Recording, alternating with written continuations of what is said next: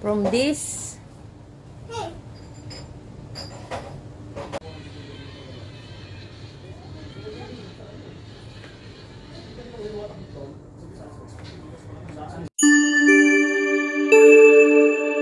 Dumating na nga tong parcel ko na talaga naman nabudol ako nung makita ko. Naisipan ko nga umorder talaga nito dahil masakit na talaga yung mata ko dito sa may gilid ng kusina namin na ginagawa kong kloset-klosetan. At medyo nag-alala pa nga ako dito sa parcel ko dahil bakit nga kako ito ay gas tapos butas na. Kaya naman pina-open ko na kagad to kay Habibi. Mabuti na lang talaga at nasa mood si Habibi kaya naman tinulungan niya na ako at pina-assemble ko na nga sa kanya. Lulubos-lubusin ko na nga habang nasa mood pa siya. Dahil pag nawala na sa mood yan, ako po hindi mo na mautusan yan. Nakita ko nga lang din to sa isang mommy vlogger na kagaya ko. Para nga yan Durabox style. May iba't ibang sizes nga ito ang napili ko yung 56 cm. Tinry ko nga muna kung gaano kalaki at nagustuhan ko naman saktong-sakto lang nga sa isip ko. 5 layer nga ito at siguro naman ay sasakto sa mga abubot na ilalagay ko nga sa loob. At may papre pa nga si seller. Thank you nga pala sa pre. At hindi naman siya ganun kahirap i-assemble. May manual or instruction din naman na hindi rin naman nagamit ni Habibi. At hindi nga siya nahihirapang buuin. Dahil hindi naman siya gaya ng ibang ina-assemble na marami pang mga kung ano-anong parts. Na talagang malilito ka. Ito hindi naman. At kung sa quality naman talagang okay na okay at mukha namang matibay. Plastic din naman siya pero hindi naman siya yung malutong. Hindi nga natagalan si Habibit nahihirapang magbuo at eto na nga siya mga karinix. Bala ko nga kasing ilagay dito yung mga bedsheet namin tsaka yung mga towel na hindi naman namin ginagamit. O yung mga pamalit ko nga. At ang bala ko nga rin na ilagay na rin sa 2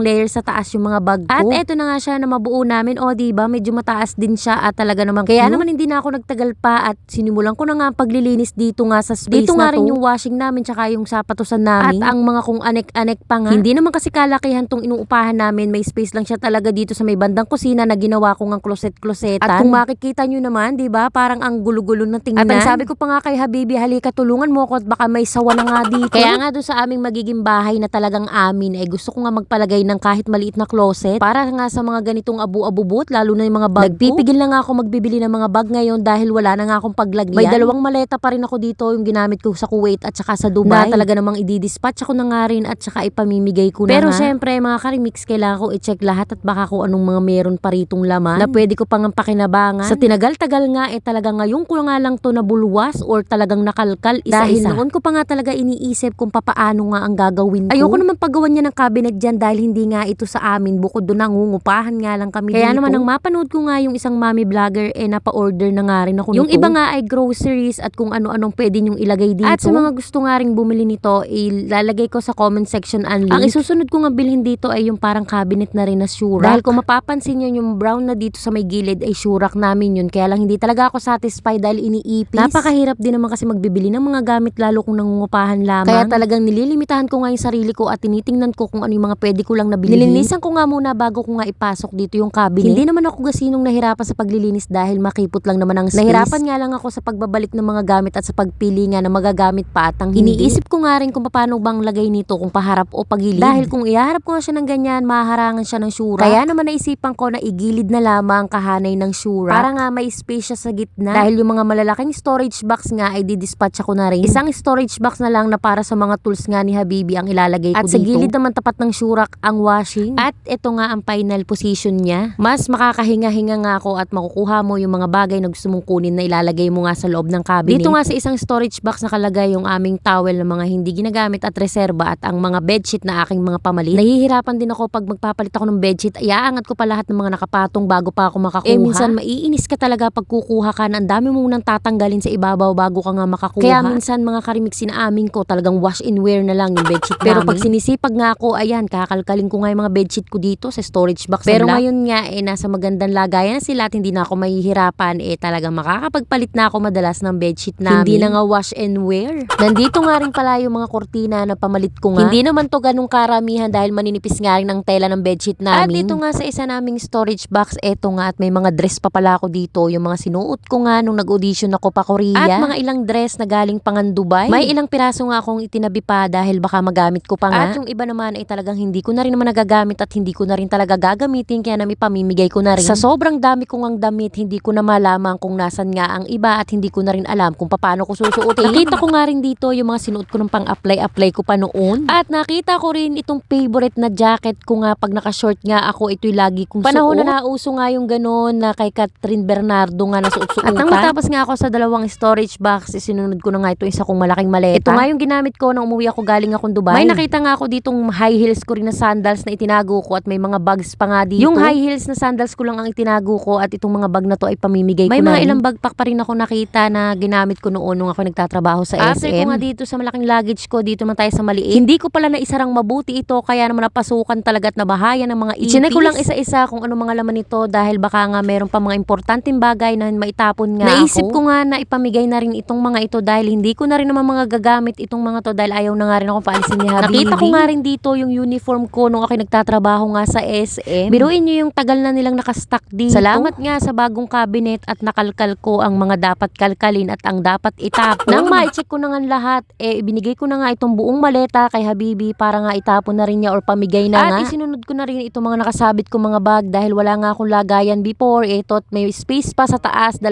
layer pa kaya doon ko na lang ilalagay ang mga bag ko. Yun naman talaga mga karimiksang plan ko na magtira nga ng 2 layers sa taas para sa mga bag para ko. Para din naman hindi na sila naalikabukan dahil yung iba naman hindi ko naman kayang gamitin na sabay-sabay. Pigil na nga rin ako sa pagbili ng bag dahil nga wala nga akong paglagyan. At naisip ko nga ang pagiging mindsetera ko. Yung mindset na ang bibiling ko na lang lagi ay ang gold dahil naa-addict nga rin ako sa gold kaya doon ko na lang taga nilalaan lahat ng aking kaluhuan. Sa iba ang gold para sa akin ay investment Subukan ko yun. Subukan nyo nga magbenta ng bag na pinakamahal at ang gold. Tingnan ko kung ano ang may value sa dalawa. Doon nga tayo sa may mapapakinabangan tayo. Sabi nga mindset din. Kaya simula nang nalaman ko ang halaga ng gold talagang yun ang iniipon ko ngayon. At inaamin ko naman na addict ako sa gold. Collection din naman ako ng mga bag kaya lang talagang medyo iba na ang mindset ko ngayon. At after nga na lahat na matapos ko na nga diba ang sarap na sa mata. Parang mapapabili pa nga ako ng isa nito. Bukod nga sa napakaalwan ng tingnan maalwan na sa pagkuha-kuha ng mga abubot. Hindi na nga ako mahihirapan at hindi na nga rin ako mahihiya sa mga bibisita sa amin dito sa bahay. Dahil minsan kulang na lang gusto ko itakpan ko na nga ang space na to dahil kitang-kita nga mula sa kusina. Dahil nga sa kung ano-ano nga mga nakalagay. At yun lang for today's video mga karimix. Maraming